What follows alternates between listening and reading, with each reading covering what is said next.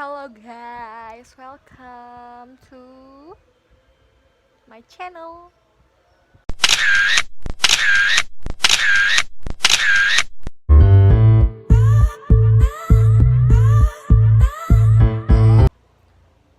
Assalamualaikum warahmatullahi wabarakatuh. Perkenalkan, nama saya Oktaviana Widiasari.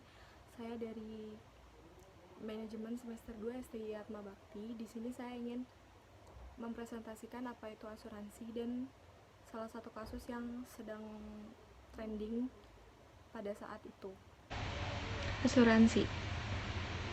Pengertian dari asuransi adalah pertanggungan atau perjanjian antara dua belah pihak, di mana pihak satu berkewajiban membayar iuran atau kontribusi atau premi. Pihak yang lainnya memiliki kewajiban memberikan jaminan sepenuhnya kepada pembayar iuran atau kontribusi atau premi apabila terjadi sesuatu yang menimpa pihak pertama atau barang miliknya sesuai dengan perjanjian yang sudah dibuat. Istilah diasuransikan biasanya merujuk pada segala sesuatu yang mendapatkan perlindungan. Dasar Hukum Asuransi. Undang-Undang Nomor 2 Tahun 1992 sunting asuransi dalam Undang-Undang Nomor 2 Tahun 1992 tentang usaha perasuransian adalah perjanjian antara dua pihak atau lebih, di mana pihak penanggung mengikatkan diri kepada tertanggung dengan menerima premi asuransi untuk memberikan penggantian kepada tertanggung karena kerugian, kerusakan, atau kehilangan, keuntungan yang diharapkan atau tanggung jawab. Hukum pihak ketiga yang mungkin akan diderita tertanggung, yang timbul dari suatu peristiwa yang tidak pasti, atau memberikan suatu pembayaran yang didasarkan atas meninggal atau hidupnya seseorang yang dipertanggungkan. Badan yang menyalurkan resiko disebut tertanggung, dan badan yang menerima resiko disebut penanggung. Perjanjian antara kedua badan ini disebut kebijakan. Ini adalah sebuah kontrak legal yang menjelaskan setiap istilah dan kondisi yang dilindungi. Biaya yang dibayar oleh tertanggung kepada penanggung untuk resiko yang ditanggung disebut premi. Ini biasanya ditentukan oleh penanggung untuk dana yang bisa diklaim pada masa depan, biaya administratif, dan keuntungan. Jenis-jenis asuransi. Yang pertama ada asuransi jiwa. Jenis asuransi satu ini dikenal memberikan keuntungan finansial pada tertanggung atas kematiannya. Sistem pembayaran untuk jenis asuransi jiwa pun bermacam-macam.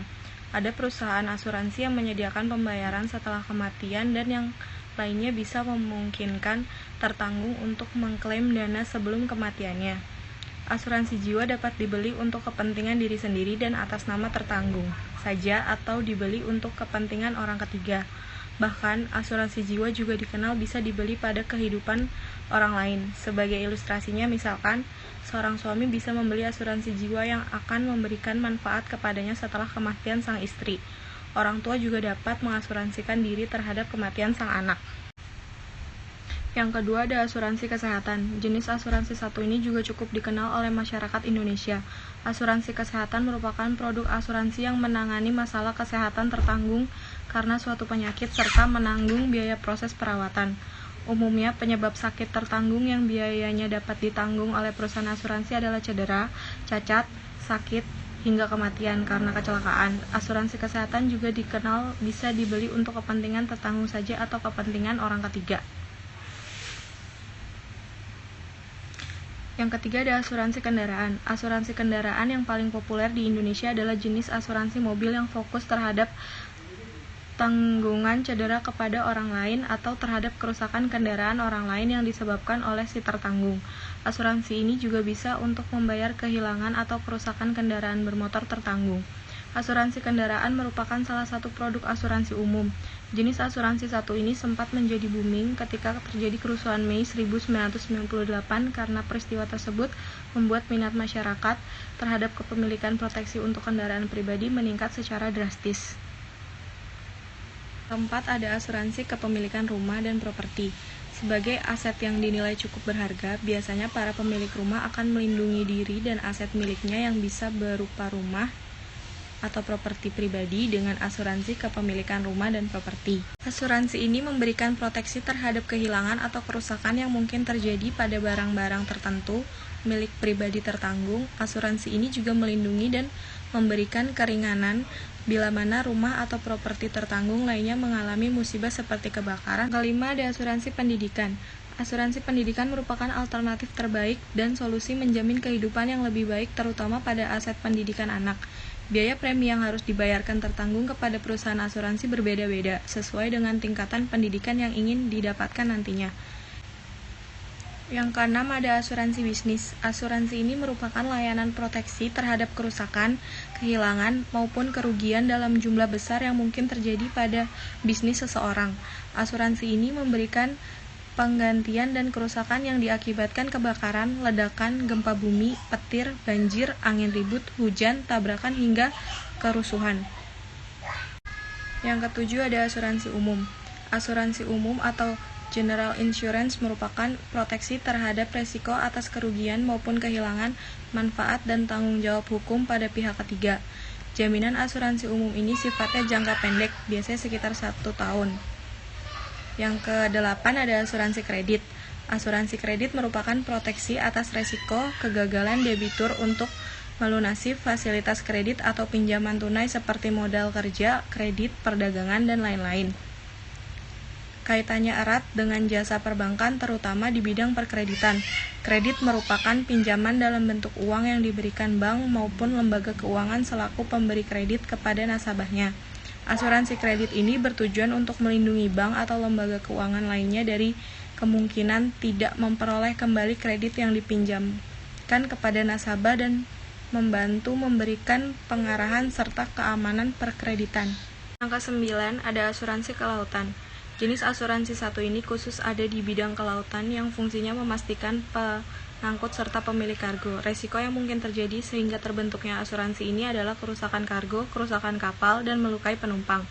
Asuransi kelautan atau asuransi angkatan laut merupakan pengalihan resiko baik untuk diri Anda maupun bawaan Anda yang menggunakan jasa angkutan laut. Asuransi ini melibatkan penggunaan jasa perkapalan dalam mengirimkan barang.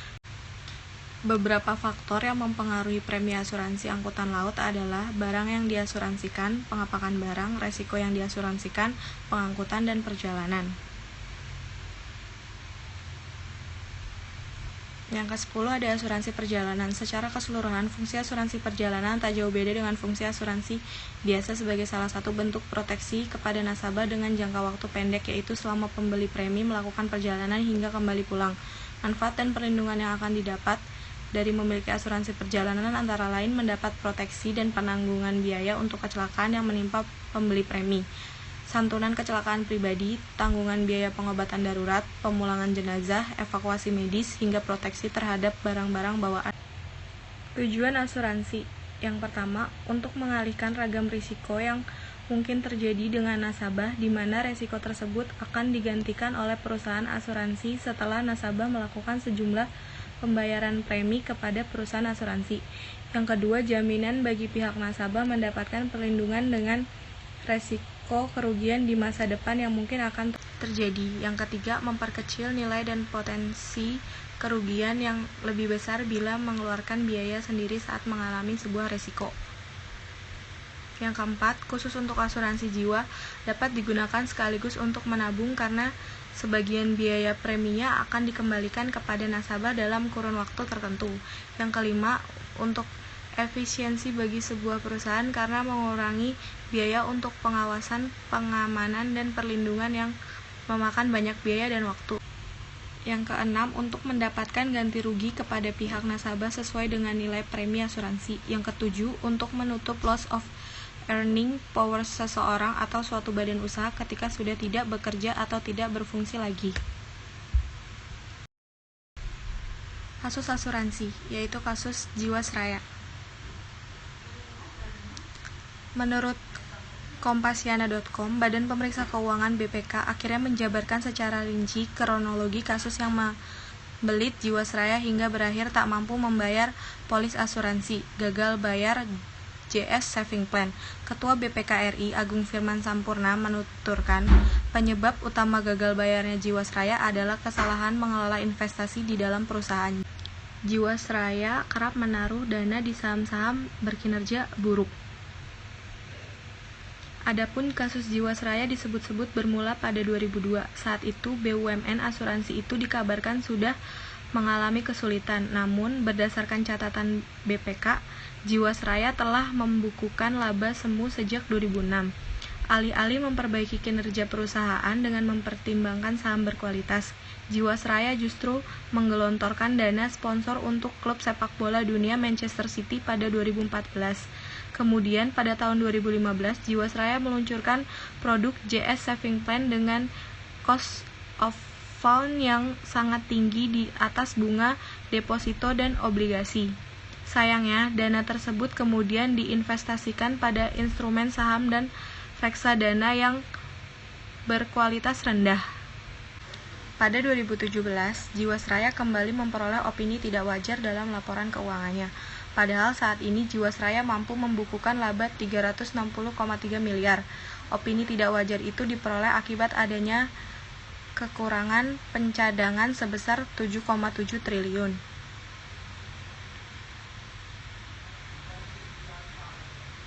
Berlanjut tahun 2018, Jiwasraya akhirnya membukukan kerugian on audit sebesar 15,3 triliun. Pada September 2019, kerugian menurun jadi 13,7 triliun. Kemudian pada November 2019, Jiwasraya mengalami negatif equity sebesar 27,2 triliun. Disebutkan sebelumnya, kerugian itu terutama terjadi karena Jiwasraya menjual produk saving plan dengan cost of fund tinggi di atas bunga deposito dan obligasi. Apalagi berdasarkan catatan BPK, produk saving plan merupakan produk yang memberikan kontribusi pendapatan tertinggi sejak tahun 2015.